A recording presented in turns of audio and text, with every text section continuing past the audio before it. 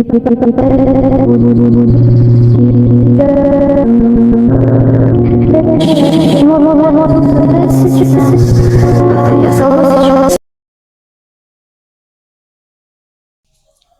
तो भाई, कैसे हैं आप सभी लोग? उम्मीद करता हूं एकदम मस्त होंगे, जबरदस्त होंगे। तो स्वागत करता हूं आप सबका आपकी अपनी कक्षा साइंस की कक्षा में।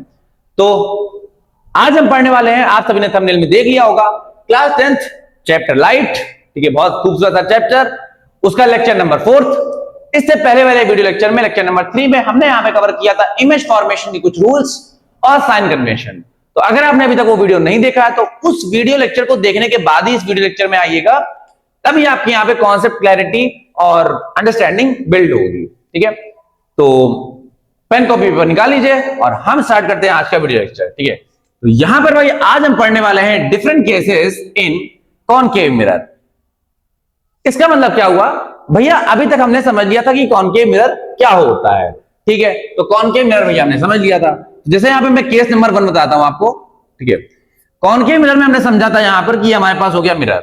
अच्छा भैया, मिरर हो गया, तो अब मिरर में क्या क्या चीजें होती हैं भैया? हमने कुछ टर्मिनोलॉजी समझी थी। ठीक है, यहां पे पोल हो गया, फोकस पॉइंट और यहां पे सेंटर ऑफ कर्वेचर, यानी इतनी ये। अच्छा, इनके बीच में डिस्टेंस आपको सेम रखनी है, ये बात आपको हमेशा ध्यान रखना है। ठीक है, अगर ये नहीं करोगे तो इमेज गलत हो जाएगी, फिर आपका आंसर भी गलत आएगा।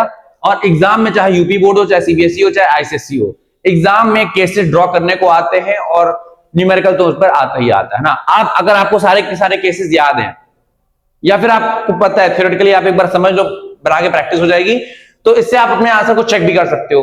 तो ये हमारे लिए कहीं ना कहीं इंपॉर्टेंट हो जाता है, तो बहुत ध्यान समझेंगे। तो हमारे पास है क्या? अब हम क्या करेंगे, हम ऑब्जेक्ट को अलग अलग जगह पर प्लेस करेंगे और उनकी जो इमेज बनेगी उनको नोट करेंगे। तो हम यहां पर टोटल 5 चीजों के बारे में क्या है डिस्कस करेंगे। 5 क्या, मैं 4 चीजों के बारे में डिस्कस करूंगा। सबसे पहले मैं बोलूंगा क्या, पोजीशन ऑफ ऑब्जेक्ट, यानी मैंने ऑब्जेक्ट को किधर प्लेस कर रखा है। फिर मैं आगे बोलूंगा पोजीशन ऑफ इमेज, मैंने इमेज को किधर रखा हुआ है, मतलब इमेज किधर बन रही है। ठीक है, फिर मैं बोलूंगा यहां पे क्या, नेचर। नेचर का मतलब क्या हो गया, वर्चुअल, इरेक्ट, ठीक है, और रियल और इन्वर्टेड, ये सब चीजें। ठीक है, फिर उसके बाद भाई मैं कमेंट करूंगा क्या, मैग्निफिकेशन पर। ठीक है, मैग्निफिकेशन पर, या फिर आप कह सकते हो साइज पर। ठीक है, चलो मैं यहां पे साइज पे पहले कमेंट करूंगा, फिर मैग्निफिकेशन पे करूंगा। अभी तक मैंने आपको मैग्निफिकेशन पढ़ाया नहीं है, तो मैं यहां पे मैग्निफिकेशन पहले आपको यहां पे बता देता हूं। ठीक है, तो मैग्निफिकेशन होता क्या है सर, आप सब लोग यहां पर देख लीजिए मैग्निफिकेशन क्या होता है। ठीक है, एक्चुअली में मैग्निफिकेशन कुछ नहीं, बचपन में आप सभी ने कंपास वाला बॉक्स जरूर लिया होगा। हाँ, मतलब कई लोगों ने तो सिर्फ इसी वजह से ज्योमेट्री बॉक्स लिया होगा कि उसके अंदर भैया वो एक मिलता था ना, मैग्नीफाइंग ग्लास मिलता था, जिसका कोई काम नहीं होता था। ठीक है, बस हम उसके चक्कर में ही मैग्नीफाइंग वो पूरा पूरा ज्योमेट्री बॉक्स लेते थे और अंकल से कहते थे कि अंकल वाला ज्योमेट्री बॉक्स देना जिसके अंदर ही मैग्नीफाइंग ग्लास निकले। ठीक है, खैर उसका तो कोई काम हुआ नहीं, है ना, हम लोग का अलग कट गया, लेकिन चलिए कोई बात नहीं। ठीक है, वहां से हमको चीज सीखने की क्या मिली थी, सीखने की चीज हमको ये मिली थी कि मैग्निफिकेशन का मतलब बेसिकली क्या होता है कि हम कोई चीज लिखते हैं, कोई टेक्स्ट लिखते हैं, तो वो टेक्स्ट अगर छोटा लिखा हुआ है तो मैग्नीफाइंग ग्लास का काम होता था, वो हमें बड़ा करके दिखाता था इमेज को। समझ आ गया? यानी हम यहां पर बोल सकते हैं it is defined as ratio of height of image to the height of object. ठीक है, तो यहां पर height of image to the height of object का जो रेशियो होता है उसी को हम लोग यहां पर क्या बोलते हैं, मैग्निफिकेशन बोलते हैं। ठीक है, और अगर मैं और अच्छी भाषा में बोलूं तो मुझे इसके आगे एक शब्द लगा देना चाहिए, लीनियर मैग्निफिकेशन। ठीक है, अब ये लीनियर मैग्निफिकेशन क्या होता है? मैग्निफिकेशन एक्चुअली में 3 टाइप का होता है। एक होता है लीनियर मैग्निफिकेशन, जिसमें आपकी लेंथ, ब्रेथ, हाइट की बात हो रही होती है, किसी एक चीज की बात होगी। एरियल मैग्निफिकेशन, उसमें आपके स्पेसिफिक एरिया की बात होगी, यानी लेंथ और ब्रेथ दोनों ही चेंज होंगी। फिर हमारे पास होता है वॉल्यूमेट्रिक, जिसमें लेंथ, ब्रेथ और हाइट तीनों चीजें चेंज होती हैं। समझ में आ गया? तो यहां पे हमारे सिलेबस में लीनियर मैग्निफिकेशन है, और लीनियर मैग्निफिकेशन का यहां पे फॉर्मूला क्या होता है? ठीक है, मैग्निफिकेशन को हम लोग m से डिनोट करते हैं और m का फॉर्मूला क्या होता है, m बराबर होता है HI अपॉन HO। ठीक है, HI अपॉन HO का मतलब क्या होता है, HI का मतलब होता है height of image upon height of object का रेशियो। समझ में आ गया भाई। आप कहीं पर ऑब्जेक्ट रखोगे, ऑब्जेक्ट की कुछ ना कुछ हाइट होगी, ठीक है भैया, होगी। तो अब ऑब्जेक्ट की अगर हाइट होगी तो उसके रिगार्डिंग या उससे करस्पॉन्डिंग कुछ इमेज की भी हाइट होगी।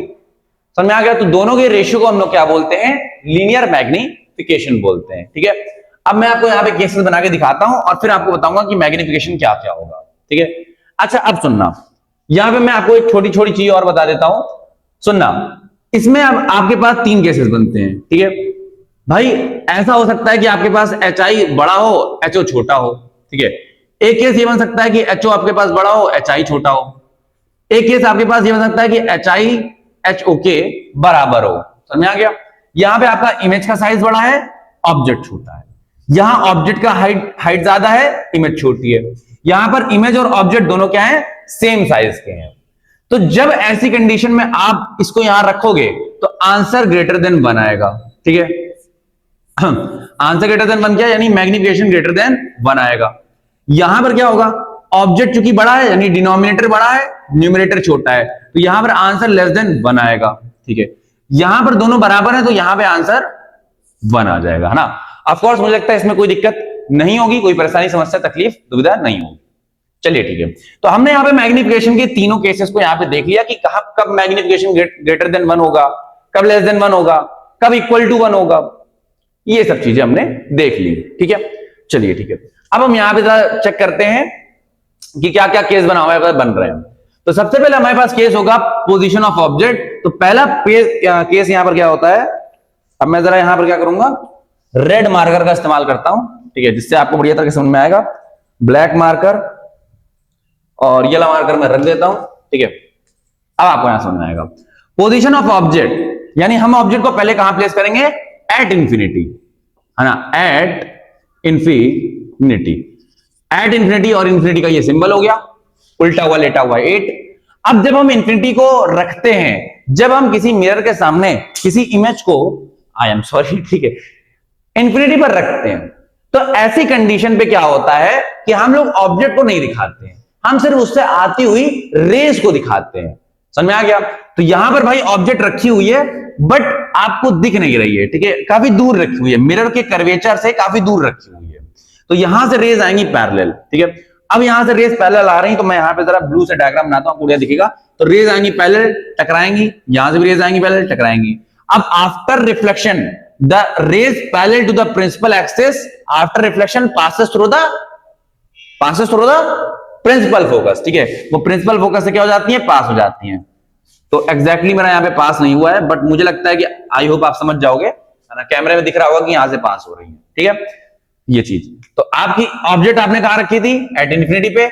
इमेज आपकी कहां बनी है, रिफ्लेक्शन के बाद रेस जहां पर भी कट करें, ठीक है, जिस पॉइंट पर कट करें वहीं पर आपको इमेज बना देनी है। ठीक है, तो यहां पर क्या होगा, एट फोकस। ठीक है, तो फोकस पे आपकी इमेज बन रही है ना, एफ लिख सकते हो आप, है ना, पॉइंट का नाम लिख दो।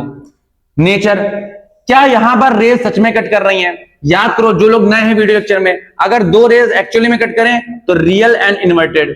अगर एक रे रियल हो, एक रे वर्चुअल हो, तो ऐसी कंडीशन में वर्चुअल एंड इरेक्ट। अगर दोनों यहां पर क्या हो, वर्चुअल हो, तो ऐसी कंडीशन में वर्चुअल एंड इरेक्ट। समझ में आ गया। तो यहां पर रेज एक्चुअली में कट कर रही हैं, तो यहां पर क्या होगा, रियल एंड इन्वर्टेड।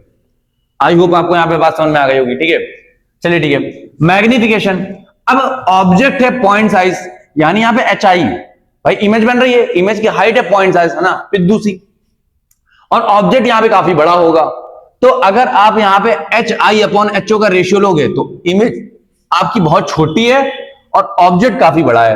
तो जब आप इस रेशियो कैलकुलेट करोगे तो बहुत छोटे नंबर में से जब आप बहुत बड़ा नंबर डिवाइड दोगे तो आंसर लगभग 0 के बराबर आएगा।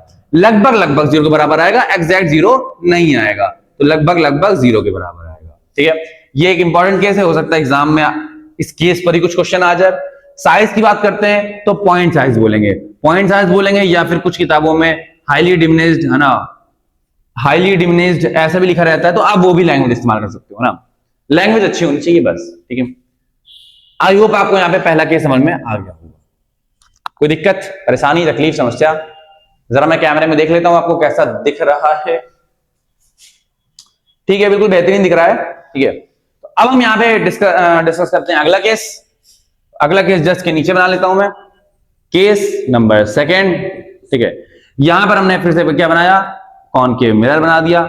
ये हमारे पास फिर से अगेन ये पोल, फोकस, जस्ट डबल डिस्टेंस पे सेंटर ऑफ कर्वेचर। ठीक है, अब हम यहां पर इमेज को कहां रखेंगे? ठीक है, अब देखो मैं इनको शॉर्ट फॉर्म में क्या लिख रहा हूं, बार बार इतना लंबा चौड़ा नहीं लिखेंगे, तो मैं यहां पे लिख रहा हूं POO, पोजीशन ऑफ ऑब्जेक्ट। ठीक है, POI, पोजीशन ऑफ इमेज। ठीक है, यहां पे नेचर, ठीक, और यहां पे क्या हो जाएगा, मैग्निफिकेशन M, और यहां हो जाएगा साइज। समझ में आ गया?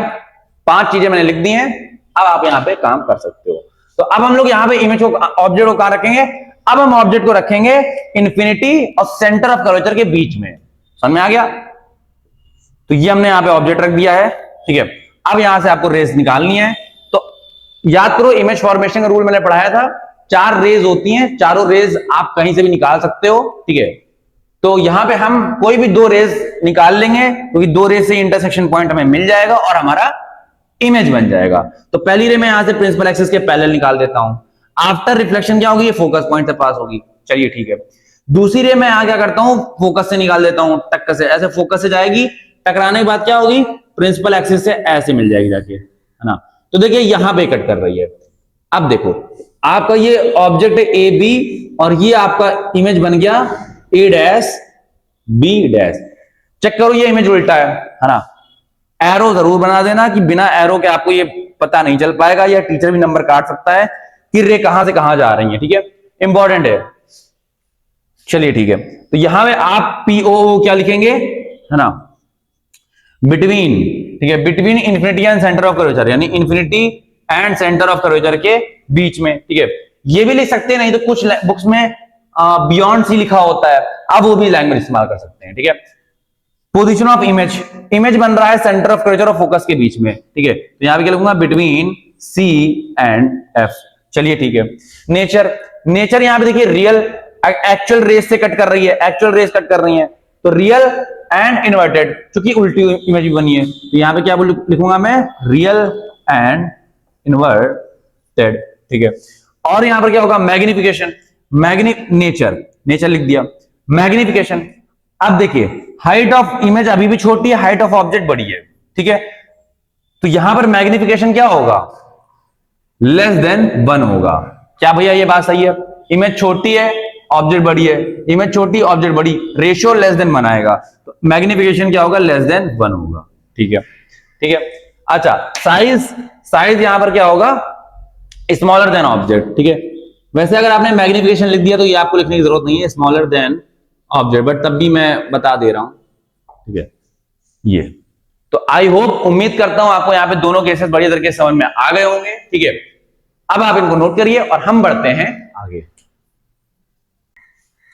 हाँ भाई, तो अब हम लोग जरा आगे केस को डिस्कस कर लेते हैं, और अब हम यहां पे बढ़ते हैं केस नंबर 3 में। तो केस नंबर 3, ठीक है, केस नंबर 3 क्या है, ये आपके पास यहां पे हो गया कॉनकेव मिरर। ठीक है, और ये आपने यहां पे लगा दिया principal axis, pole, focus, centre of curvature. ठीक है, तो अब हम लोग को यहां पे ऑब्जेक्ट की पोजीशन कहां पे रखनी है, सेंटर ऑफ कर्वेचर पर। ठीक है, अब हम जब यहां पे सेंटर ऑफ कर्वेचर पर ऑब्जेक्ट को रखेंगे, ठीक है, तो अब ऐसी कंडीशन में हमको 2 रेज निकालनी है। तो पहली रेज आएगी पैरेलल, तो पहली रेज आएगी ऐसे पैरेलल। ठीक है, टकराएगी, टकराने के बाद क्या होगी, वो ऐसे निकलेगी, है ना, ये निकलेगी ऐसे। ठीक है, ये फोकस पॉइंट से होकर निकलेगी। ठीक है, अब दूसरी रे कहां जाएगी, ये जाएगी फोकस से, है ना, ये जाएगी ऐसे करके फोकस से टकराएगी, और टकरा कर ये कहां से निकलेगी, ये निकलेगी यहां से ना। देखो कटिंग यहां होगी, है ना, कटिंग यहां होगी।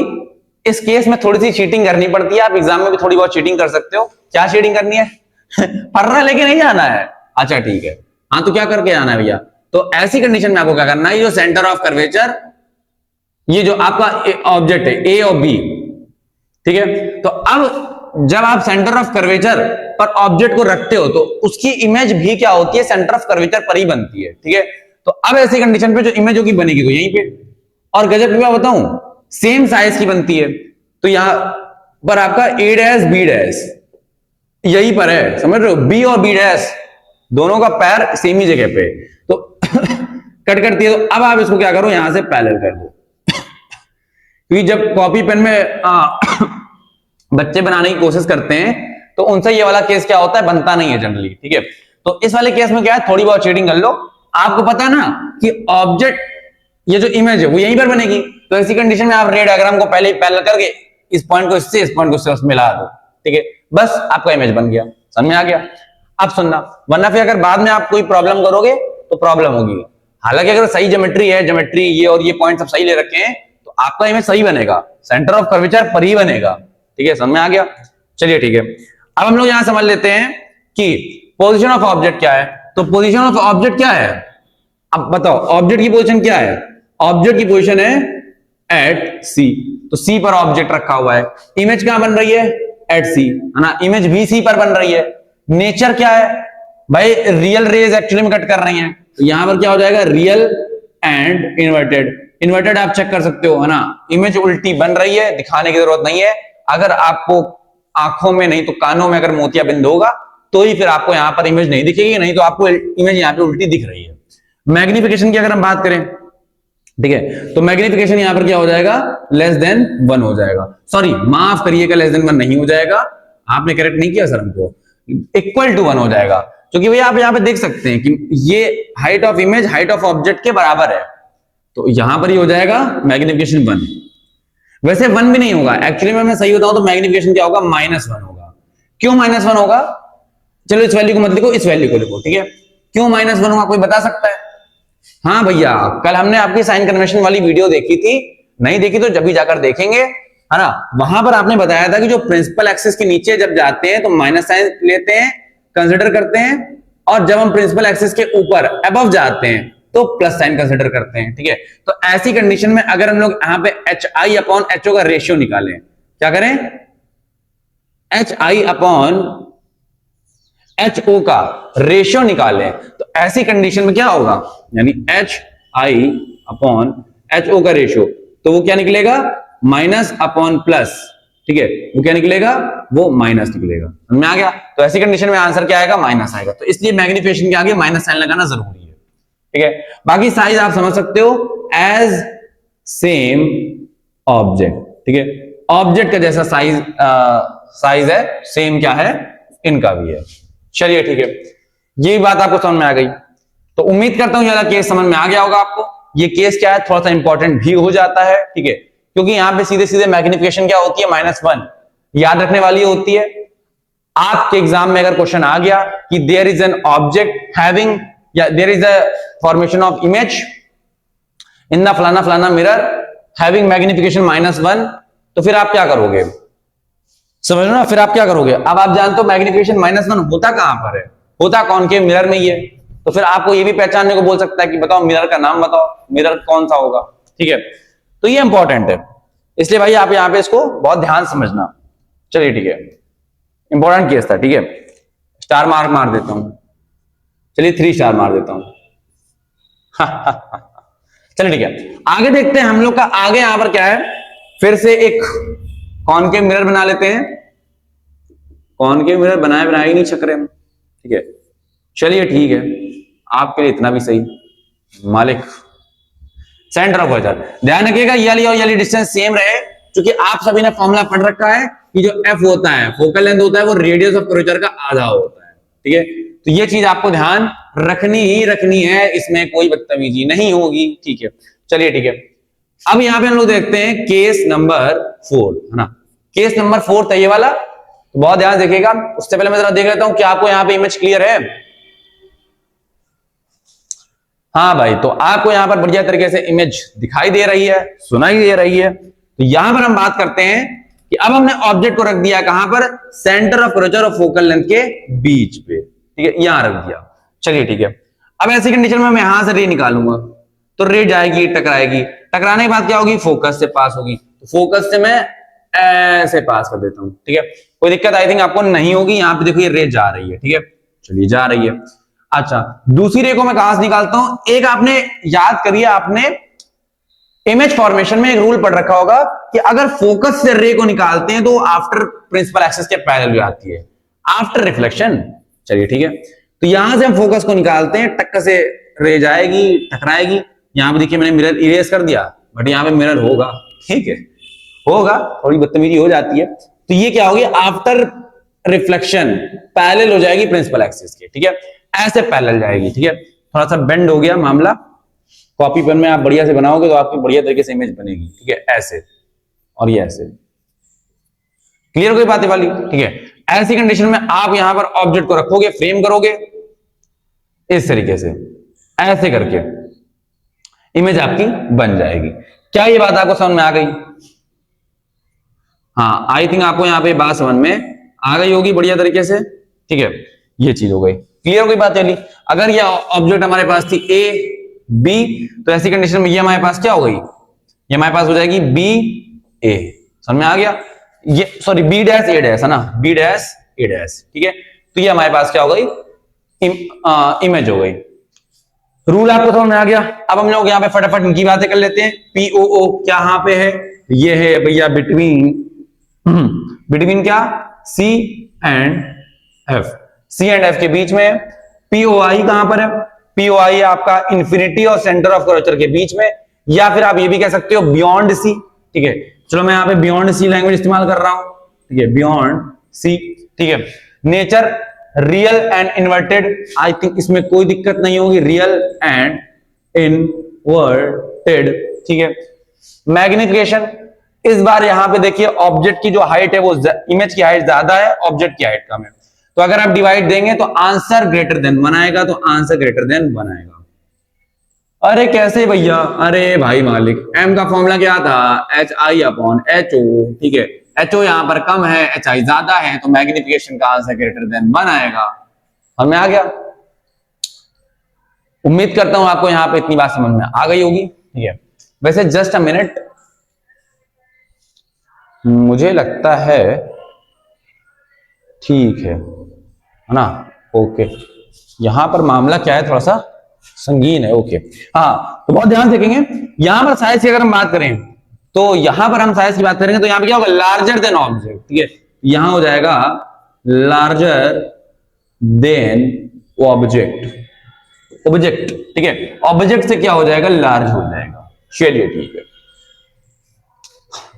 इतने केस समझ में आपको आ गए, है ना। जरा मैं देख लेता हूं आपको बढ़िया तरीके दिखाई दे रहा है, ओके दिखाई दे रहा है।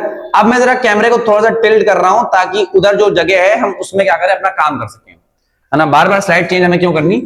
अब इतनी जगह जो बची हुई है उसमें हम लोग क्या कर लेते हैं, अपने जो बचे हुए केसेस हैं उनको डिस्कस कर लेते हैं, ठीक है।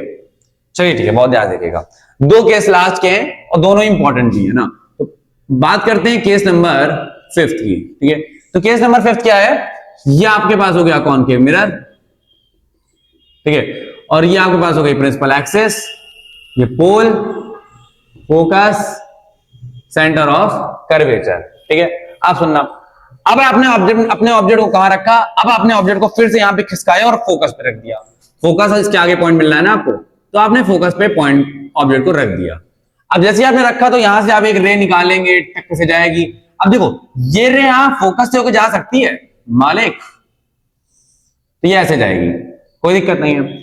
एक रूल आपने याद करिए, ऐसा भी पढ़ रखा होगा कि अगर रे यहां से निकलती है टकराने के बाद सेंटर ऑफ कर्वेचर से, सेंटर ऑफ कर्वेचर से आती हुई रे टकराने के बाद after reflection centre of curvature के पाथ को रिट्रेस करती है ना, ऐसा आपने कोई रूल पढ़ रखा होगा। ऐसा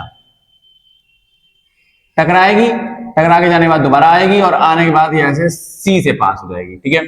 आई होप, उम्मीद करता हूं आपको यहां पे ये बात समझ में आ गई होगी। आप एनसीईआरटी के डायग्राम में देख सकते हैं, ठीक है। ये आपके पास कोई दूसरी किताब हो बढ़िया वाली, एनसीईआरटी मुझे बढ़िया नहीं लगती, एनसीईआरटी बढ़िया नहीं लगती, ठीक है। तो ये हमारा क्या बनता है, रे डायग्राम बनता है। अब बहुत सारे क्या होते हैं, लोगों को लगता है कि भैया ये रे तो पैरेलल हो रही है, तो क्या ये आगे जाके मिलेगी। हाँ भाई, एक्चुअली में ये आपको पैरेलल लग रही है, बट ये पूरी तरीके से पैरेलल होती नहीं है, समझ आ गया। वैसे इस धरती में क्या ही पैरेलल है, पैरेलल तो इस धरती में यार कुछ भी नहीं है, ठीक है। तो बहुत ध्यान सुनना, ये आपको पैरेलल लग रही है बट ये पैरेलल होती नहीं है, इन हल्की सी टिल्टेड होती है। तो ये आगे जाते जाते जाते जाते जाते समझो यहां गई, कैमरे के फ्रेम के बाहर नहीं जाना है, कैमरा मैन फोकस करिए जरा यहाँ पे, ठीक है। तो ये जाते जाते क्या होती है, कहीं यहां पर कहीं कट कर जाती है, और जब यहां कहीं कट करती है तो जब आप यहां पे कटिंग पॉइंट से ऐसे ऐसे इमेज बनाओगे तो इतना बड़ा इमेज बनेगा, इतनी पिद्दू सी ऑब्जेक्ट का, समझ में आ रहा है? तो इमेज तो बनता है, इमेज तो बनता है, ठीक है, और इंफिनिटी पे बनता है। भाई इतनी दूर जाकर रेस कट कर रही है, तो मिरर इतू सा, इमेज बहुत दूर बन रही है, तो क्या मिरर के लिए इमेज की डिस्टेंस इंफिनिटी नहीं हो जाएगी? हो जाएगी ना, यही चीज है, समझ आ गया? यही चीज है। तो अब आपको यहां पे समझना क्या है, समझना आपको यहां पर यह है कि अगर मैं यहां पे बात करता हूं पी ओ ओ की, फिर यहां पे बात करता हूं पी ओ आई की, फिर बात करूंगा यहां पे किसकी, नेचर की, नचूरे की, ठीक है, फिर हम बात करेंगे मैग्निफिकेशन की, ठीक है, मैग्निफिकेशन की, और फिर हम बात करेंगे साइज की, समझ में आ गया? तो ऐसी कंडीशन में आपको चारों केसेस में बहुत ध्यान समझना है, ठीक है, कि पीओओ जो है, ठीक है, पीओओ बहुत ध्यान सुनना है, पोजीशन ऑफ ऑब्जेक्ट कहां पर है, एट सी, गलत, at focus, I am sorry मेरी गलती थी, ठीक है, पीओआई कहां पे होगा, एट इंफिनिटी, है ना, इंफिनिटी पे क्या होगा, यहां पे हमारा इमेज बन रहा होगा, इमेज फॉर्मेशन हो रहा होगा। नेचर की अगर हम बात करें, देखो हमें अभी यहां पे समझ में तो नहीं आ रहा है, बट जब रेस कट करेंगे तो एक्चुअली में बनेगा तो रियल एंड इन्वर्टेड इमेज ही ना, तो मैंने आर एंड आई लिख दिया है, रिटर्न एंड इन्वेस्टमेंट, समझ में आ गया? चलिए ठीक है, मैग्निफिकेशन की बात करूं तो मैग्निफिकेशन यहां पे हो जाएगा लगभग इंफिनिटी। क्यों? अरे भाई साहब, अगर यहां पर H I upon H O, ठीक है, ये रेशियो होता है एम का, अगर यहां पे हाइट ऑफ इमेज बहुत बड़ी है और हाइट ऑफ ऑब्जेक्ट पिद्दू सी है, छोटी सी है ना, बिल्कुल पिद्दू सी होती है, ठीक है, तो यहां पे छोटे नंबर में, बहुत छोटे नंबर में से बहुत बड़े नंबर को, मतलब बहुत बड़े नंबर को जब आप बहुत छोटे नंबर से डिवाइड दोगे तो आंसर बहुत बड़ा आएगा, इतना बड़ा आएगा कि लगभग इंफिनिटी आएगा, समझ में आ गया? तो मैग्निफिकेशन इंफिनिटी किसकी होती है, जब आप फोकस पॉइंट पर रख देते हो ऑब्जेक्ट को। साइंस की अगर हम बात करें तो हाईली इनलार्ज्ड, क्या हो जाएगा, हाईली इनलार्ज्ड। आई होप आपको यहां पे कहानी समझ में आ गई होगी, ठीक है, तो बस यही हमारा यहां पर केस था 5वें नंबर का, ठीक है। 5वें नंबर का केस इंपॉर्टेंट भी होता है, एग्जाम में आता भी है, ठीक है, तो उम्मीद करता हूं यहां पे आपको ये वाला केस समझ में बेहतरीन तरीके से आ गया होगा, ठीक है। जब देखता हूं नोट, वहां पे आपको दिख रहा है कॉर्नर पॉइंट तक, बिल्कुल बढ़िया तरीके से दिख रहा है कॉर्नर पॉइंट पर, ठीक है। और अब हम यहां पे चलते हैं अपने लास्ट केस पर, ठीक है। लास्ट केस हमारा क्या है, case number 5, case number 6, I am sorry 5 तो हो चुका है, ठीक है। तो यहां पर हमारे पास देखिए, यहां पे केस बनता है ये वाला, तो ये हमारे पास यहां पे हो गया हमारे पास कॉनकेव मिरर, ठीक है, और ये हमारे पास हो गया प्रिंसिपल एक्सिस, पोल, फोकस, और उससे कुछ डिस्टेंस पे सेंटर ऑफ कर्वेचर, तो ये डिस्टेंस इस डिस्टेंस के बराबर होगी, ठीक है। अब आप बहुत ध्यान सुनिएगा, अब हम ऑब्जेक्ट को रखेंगे कहां पे, फोकस और पोल के बीच में, तो चलिए हम यहां रख देते हैं कहीं, है ना, मान लीजिए हमने यहां रख दिया, चलिए ठीक है। अब हम इसका रे डायग्राम बनाएंगे, तो रे डायग्राम बनाएंगे तो एक रे जाएगी, टकराएगी पैरेलल प्रिंसिपल एक्सिस से, और प्रिंसिपल एक्सिस से पैरेलल टकराने के बाद वो फोकस पॉइंट से निकलेगी। तो क्या फोकस पॉइंट से निकल सकती है? हाँ बिल्कुल निकल सकती है भाई मालिक, तो ये फोकस पॉइंट से ऐसे निकलेगी, ये सुई करके, कुछ ज्यादा ही सुई से कर दिया, मामला संगीन हो गया। पूरा ही डायग्राम भैया आपने इरेज कर दिया, हाँ बता रहा हूं ना क्यों इरेज कर दिया। चलिए ठीक है, ये हमारा यहां पर क्या हो गया, कॉनकेव मिरर हो गया, ठीक है भैया। इस बार प्रिंसिपल एक्सिस को बहुत पीछे घसीट दिया, हाँ घसीटना पड़ा, अभी यहां पे कुछ होगा ना, जादू होगा यहाँ पे, जादू, फोकस, और यहां से यहां पे इतने डिस्टेंस पे सेंटर ऑफ कर्वेचर, ठीक है।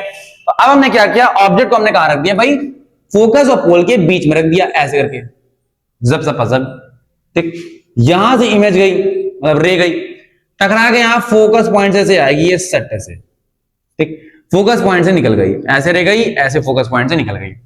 दूसरी रे कहां से निकाल सकते हैं आप, अब देखो दूसरी रे, एक तो आपके पास मामला है कि भाई आप सेंटर ऑफ कर्वेचर से निकाल दो, ऐसे ऐसे करके सेंटर ऑफ कर्वेचर से निकाल दो। अगर आपको ऐसा नहीं करना है तो एक आपने फॉर्मूला और पढ़ रखा था, यानी एक आपने रूल और पढ़ रखा था, चौथे नंबर का रूल याद है, काफी रेयर रूल था, कि यहां पे आप पोल पे को टकराएगी इमेज, मतलब रे, और टकराने के बाद इक्वल एंगल बनाते हुए ऐसे चली जाएगी, ऐसे, समझ में आ गया? ऐसे चली जाएगी। जितना एंगल आई ये बनेगा उतना ही एंगल आर ये बनेगा। बाकी ये जो प्रिंसिपल एक्सिस आ रही है ये आपकी क्या हो गई? नॉर्मल हो गई, नॉर्मल की तरह बिहेव कर रही है। तो अब सुनना, अब ऐसी कंडीशन में क्या होगा? अब ऐसी कंडीशन में क्या होगा जब आप रेस को सबटेंड करोगे?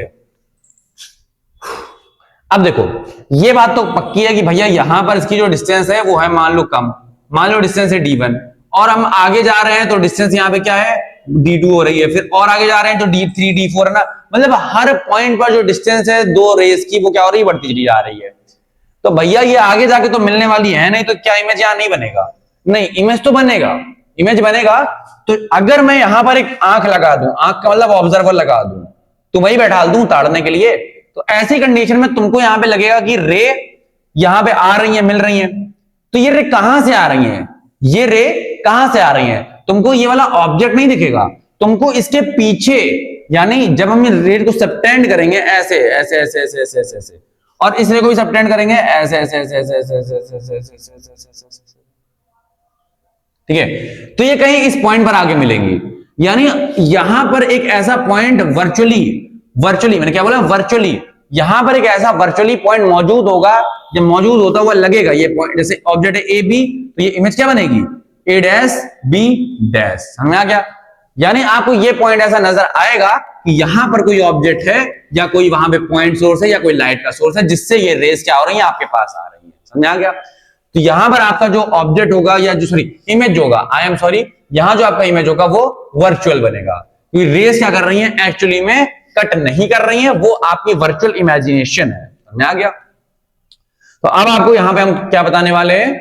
यहां पर आपको पोजीशन ऑफ ऑब्जेक्ट बताना है, पोजीशन ऑफ इमेज बताना है, यहां पर आपको नेचर बताना है, ठीक है? और यहां पर आपको बताना है मैग्निफिकेशन, यहां बताना है आपको साइज, ठीक है? तो बहुत ध्यान देखिएगा। क्या हो जाएगा? Position of object. तो ऑब्जेक्ट की पोजीशन यहां पर क्या है? Between focus and pole. यहां पे क्या हो जाएगा? Between focus and pole. चलिए ठीक है। पीओआई क्या हो जाएगा? तो यहां पर पोजीशन ऑफ इमेज हो जाएगा क्या? इमेज की पोजीशन क्या है? Behind mirror. आपको यहां पे बोलना है बिहाइंड द मिरर, मिरर के पीछे बन रही है ना इमेज। अरे भाई साहब इधर थोड़ी जा सकते हो, बट मिरर के पीछे बन रही है ना, यहां पे आप क्या बोलोगे? Behind mirror. समझ में आ गया? मिरर के पीछे बन रही है, ठीक है? नेचर की अगर हम बात करें तो नेचर की अगर हम बात करें तो नेचर यहां पर क्या होगा? वर्चुअल और इरेक्ट। क्यों? रेज एक्चुअली में कट नहीं कर रही, तो यहां पे क्या हो जाएगा? Virtual and erect, virtual and erect. Magnification, magnification तो भाई अभी भी ग्रेटर देन 1 होगा। क्यों? इमेज बड़ी है, ऑब्जेक्ट छोटी है, मैग्निफिकेशन इज ग्रेटर देन 1, ठीक है? समझ में आ गया भैया?